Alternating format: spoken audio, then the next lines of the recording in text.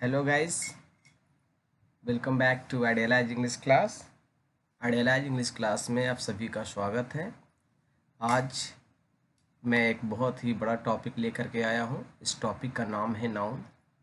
Last topic में मैं कुछ सारांश में नाउन के बारे में बतलाया था। आज मैं उसे विस्तार रूप से नाउन के बारे में बताने जा रहा हूँ। जैसे कि आप स्क्रीन पे देख सकते हैं कि नाउन जो है वो यहाँ पे लिखा हुआ है।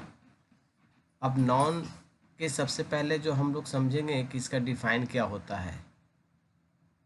तो नॉन का जो डिफ़ाइन होता है वो हम यहाँ पे देखेंगे। A non is the name of person, place और थिंग। इसका जो परिभाषा होता है, एक नॉन जो है उसे पर्सन, प्लेस और थिंग को नॉन कहते हैं। तो एक सिंपली इसको डिफाइन हम कह सकते हैं, a non is the name, यानी नाम को ही हम लोग नाउन कहते हैं। अब यहाँ पे आगे चलते हैं। दूसरा डिफाइन क्या कहता है, और the noun can be touched, seen और रियलाइज्ड। यानी नाउन जो होता है उसे छुआ जा सकता है, देखा जा सकता है और रियलाइज्ड किया जा सकता है, यानी महसूस किया जा सकता है। देख भी सकते हैं, छू भी सकते हैं और महसूस किया जा सकता है। तो वैसे चीज़ों को भी हम लोग नाउन कहते हैं। लास्ट टॉपिक में मैंने आपको ये बताया था कि इंग्लिश के हर एक वो एक शब्द जिसे हम लोग नाम लेकर पुकारते हैं उसी को हम लोग नाउन कहते हैं। अब यहाँ पे हम लोग देख सकते हैं, पर्सन का बात आया, प्लेस का बात आया, थिंग का आया और रियलाइज्ड का बात आया। तो पर्सन का मतलब हम लोग जानते हैं किसी व्यक्ति का नाम। उसमें गर्ल्स भी हो सकता है, बॉयज़ भी हो सकता है। जैसे हम लोग देख सकते हैं मोहन, दानिश, शानिया, अर्जुन, और भी चाहिएगा तो आप यहाँ पर लिख सकते हैं। जैसे और भी किसी को लिखने का दिल है तो हम यहाँ पे लिख करके बता देते हैं, जैसे दानिश, मनीष, सोहन। तो ये सब हमारा क्या है, पर्सन है। ये सारे के सारे व्यक्ति हैं। और प्लेस में क्या आ गया, स्थान। स्थान के नाम को तो पटना, दिल्ली, मुंबई, गुजरात, यानी हम यहाँ पे कह सकते हैं कि all place of the world will be called noun. यानी ऑल प्लेसेस ऑफ नाउन, मतलब जितने भी प्लेसेस हैं वो सारे के सारे को नाउन कहते हैं। इसी तरह से 10 ऑल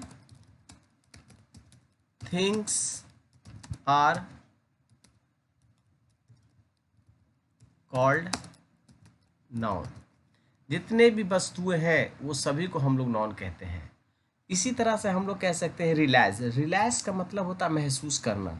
जैसे हम लोग कह सकते हैं एयर, चाइल्डहुड, लव और पॉवर्टी। एयर का मतलब क्या होता है, हवा होता है। उसे हम लोग सिर्फ महसूस कर सकते हैं कि हवा चल रही है, बह रही है। बचपना सिर्फ हम लोग महसूस करते हैं। लव, प्यार, स्नेह सिर्फ महसूस करते हैं। और गरीबी भी किसी को देखते नहीं है, सिर्फ वो महसूस होती है कि वो गरीब है। उसे हम लोग रियलाइज करते हैं कि मैं गरीब हूँ। तो आगे जो हम लोग इसके बाद वाले जो स्लाइड है उसमें हम लोग देखेंगे। इसके बाद का जो स्लाइड है, अगला स्लाइड में हम लोग देखेंगे इसका कि there are two kinds of noun. Noun के दो कैटेगरीज में बांटा गया है। एक को कंटेबल नाउन और दूसरा को अनकंटेबल नाउन। तो कंटेबल नाउन और अनकंटेबल नाउन में डिफरेंसेस क्या है। सबसे पहले हम यहाँ पे देखते हैं the noun that can be counted. ऐसा नाउन जिसको हम लोग गिन सकते हैं या गिना जा सकता है।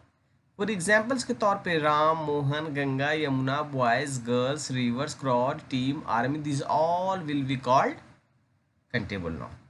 यानी ये जितने भी यहाँ पे नॉन ये लिखे गए हैं वो सारे के सारे हम लोग काउंट कर सकते हैं। तो इन्हीं कंटेबल नॉन को 3 कैटेगरीज में रखा गया, या उससे हम क्यों रखते हैं ये भी हम आपके सामने इससे प्रूफ करके दिखा सकते हैं। जैसे प्रॉपर नॉन हो गया, कॉमन नॉन हो गया, कलेक्टिव नॉन हो गया। अब यहाँ पे हम एक एग्जाम्पल के तौर पे लेते हैं। ऊपर के एग्जाम्पल से मैंने लिखा है यहाँ पर राम। अब राम हो गया क्या हमारा, राम जो हो गया वो हमारा प्रॉपर नाउन हो गया। अब हमारा वॉइस, वॉइस क्या हो गया हमारा कॉमन नाउन हो गया। और क्रॉड, क्रॉड जो हो गया हमारा कलेक्टिव नाउन हो गया। क्यों? क्योंकि प्रॉपर नाउन किसी खास व्यक्ति या वस्तु स्थान के नाम को, तो राम क्या है, एक हमारा खास है। फिर हम यहाँ पर देख सकते हैं मोहन। अब यहाँ पे मैं जब मोहन लिखता हूँ और मोहन के बाद आप यहाँ पे देख सकते हैं गर्ल्स, और गर्ल्स के बाद आप यहाँ पे लिख सकते हैं टीम।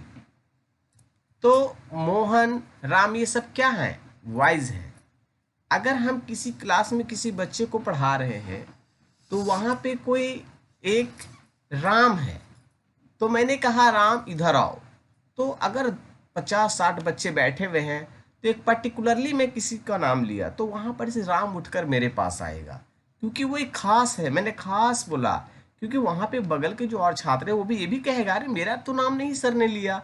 यानी राम लगता है राम और सर के बीच में कोई गहरा संबंध है, यानी उनके लिए वो खास है, तो इसलिए उसने क्या किया, राम को बुलाया। लेकिन अगर मैं कहूँगा कि बॉयज मेरे पास आओ, तो वहाँ पर से सब सारे बच्चे मेरे पास आ जाएंगे। तो इस तरह से वो जो नाउन होगा वो कॉमन नाउन होगा, यानी कॉमनली मैंने सभी को बुलाया, एक को किसी खास करके नहीं बुलाया। और तो ये प्रॉपर नाउन और कॉमन नाउन में आपको समझ में आ गया होगा।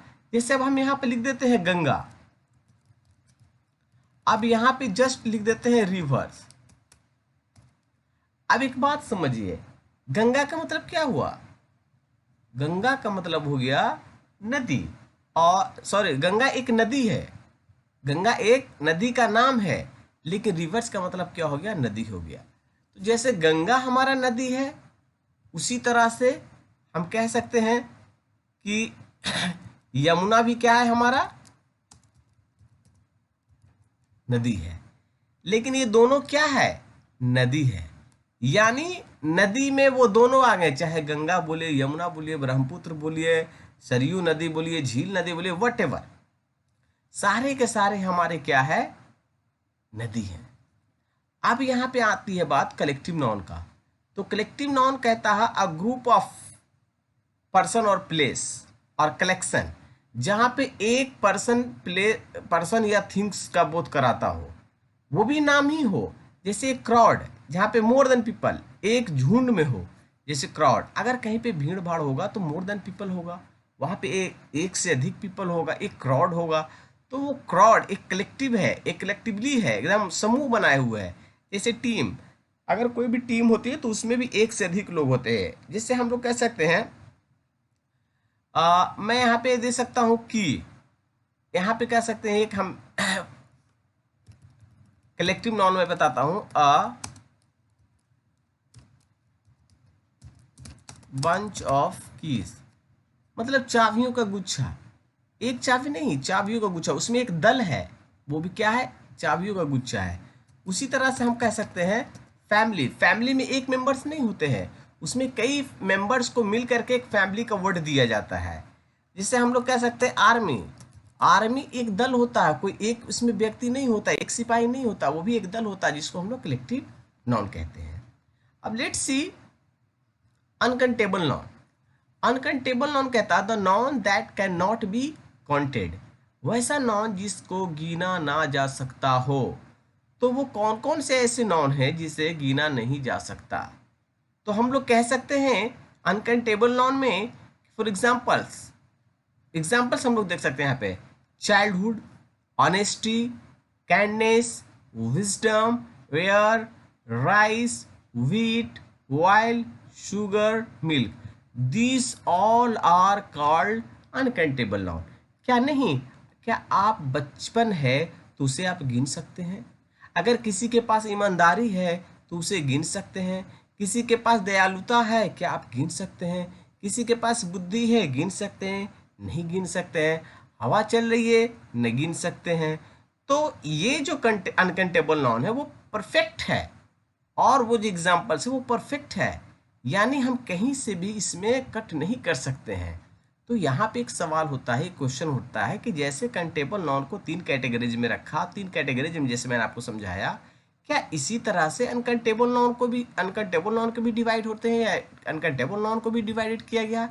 तो जी हाँ, बिल्कुल, अनकंटेबल नाउन को भी 2 भागों में रखा गया है। अब अनकंटेबल नाउन को कौन कौन से भागों में रखा गया? तो यहाँ पे हम लोग देख सकते हैं, एक है अब्स्ट्रैक्ट नाउन और दूसरा है मटेरियल नाउन। तो अब्स्ट्रैक्ट नाउन किसको कहते हैं? अब्स्ट्रैक्ट नाउन जो होता है वो हमें भाववाचक संज्ञा कहते हैं, यानी भाववाचक संज्ञा। और मटेरियल नाउन जो होता है वो द्रव्यवाचक संज्ञा होता है। तो भाव जिसमें बताता हो, जिसमें फीलिंग्स बताता हो, जैसे मैंने आपको पहले उसमें किसी में रियलाइजेशन बताता हो, रियलाइज कराता हो। फॉर एग्जाम्पल्स के तौर पे हम यहाँ पे लिख सकते हैं, अभी ऊपर की एग्जाम्पल्स मैं नीचे में आपको अगर एग्जाम्पल दूंगा तो आपको बिल्कुल समझ में आ जाएगा। चाइल्डहुड, दूसरा ऑनेस्टी, तीसरा काइंडनेस, चौथा विजडम एंड हियर। अब एक बात बताइए, क्या ये जितने भी एग्जाम्पल्स हैं इसे आप गिन सकते हैं? नहीं गिन सकते हैं। लेकिन इसको हम अब्स्ट्रैक्ट नाउन में क्यों रखा? ये एक सवाल हो सकता है, सर ये अब्स्ट्रैक्ट नाउन क्यों? अब्स्ट्रैक्ट नाउन इसलिए कि अब्स्ट्रैक्ट नाउन जो होता है वो हमें सिर्फ फीलिंग्स को एहसास कराता है, यानी सिर्फ हम इसे एहसास कर सकते हैं। जैसे आप कह सकते हैं कैसे हम लोग एहसास कर सकते हैं? तो देखिए यहाँ पे चाइल्डहुड, बचपना, अभी सपोज दैट आपका ये जितना भी हो रहा हो, आप जो भी देख रहे हैं, जितने भी लोगों का ये जितना भी हो रहा हो, 20, 25, 22, 23, तो आप सिर्फ अपने आप को यही सोच सकते हैं कि मैं बचपन में ऐसा था, यानी सिर्फ आप फीलिंग कर सकते हैं, वो बचपना आपको दोबारा नहीं आ सकता है। दूसरा है ऑनेस्टी, ईमानदारी। मेरे अंदर में ईमानदारी है या नहीं है, ये सिर्फ मैं फीलिंग्स कर सकता हूँ, किसी को हम इस चीज़ को बता नहीं सकते हैं। आपके अंदर में ईमानदारी है या नहीं है वो भी किसी को शेयर नहीं कर सकते हैं, वो सिर्फ आप ही फीलिंग्स कर सकते हैं, आप ही रियलाइज कर सकते हैं कि हम ऑनेस्ट हैं। काइंडनेस, दयालुता, ये भी आप ही फीलिंग्स कर सकते हैं। विजडम, बुद्धि, ये सब। एयर, जैसे हवा, हवा क्या है? हवा सिर्फ हम लोग महसूस करते हैं, ना हम उसे देखते हैं, ना उसे छूते हैं, कुछ भी नहीं कर सकते हैं, सिर्फ महसूस करते हैं। तो ये जितने भी एग्जाम्पल्स है वो सारे के सारे अब्स्ट्रैक्ट नाउन है, और अब्स्ट्रैक्ट नाउन का मतलब ये हमारे अनकाउंटेबल नाउन है। अब हम लोग थोड़ा चलते हैं मटेरियल नाउन की तरफ। तो मटेरियल नाउन में यहाँ पे लिखा हुआ है, फर्स्ट जो है वो राइस, दूसरा है वीट, तीसरा है वाइल, और फोर्थ है शुगर, और फिफ्थ जो है मिल्क। अब यहाँ पे एक बात देखिए, मटेरियल का मतलब होता है द्रव्यवाचक संज्ञा, तो ये सारे के सारे द्रव्य से रिलेटेड है। तो ये कहता क्या है? कहता है मटेरियल नाउन जो होता है वो ऐसा नाउन है जिसे हम सिर्फ नाप या तौल सकते हैं, जिसे हम नाप या तौल सकते हैं। जैसे अगर राइस है तो राइस को क्या है, हम लोग तौल कर दे सकते हैं। वीट क्या है, गेहूं, तौल के दे सकते हैं। ऑयल क्या है, नाप सकते हैं। शुगर क्या है, नाप सकते हैं, या फिर इसे केजी में, यानी आप इसको तौल कर भी दे सकते हैं। दूध है, दूध क्या होता है, आजकल लोग उसको, मिल्क को जो है वो उसे बेचते हैं, मिल्क को